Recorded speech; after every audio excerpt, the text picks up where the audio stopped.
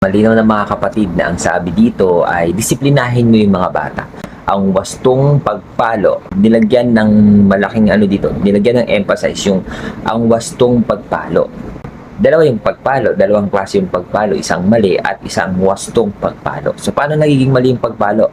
Kapag ang isang nanay ay galit na galit, or like si tatay nakainom, pinagalitan niya yung kanyang mga anak at kumuha siya ng gamit na pamalo like sinturon or kung ano yung nadampot niya dahil sa inis niya, pinagpapalo niya yung kanyang mga anak.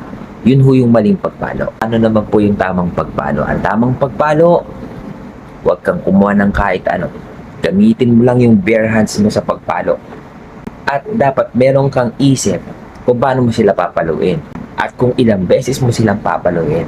Ako personally, namamalo ako, pinapalo ko yung mga anak ko about mga once a year or twice a year. Depende yun sa bilang. May bilang yan eh.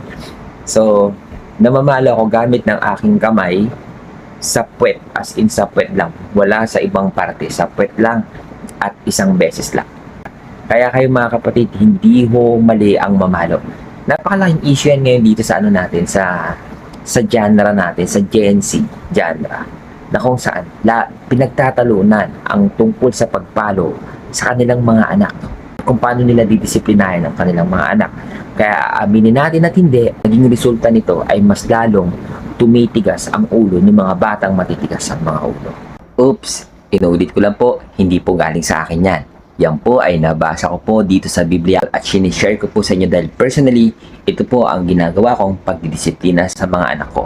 Naman po sa may mga problema sa kanilang mga anak na matitigas talaga yung ulo, ito lang po yung may papayo ko sa inyo mga mommy and daddy. Prayer.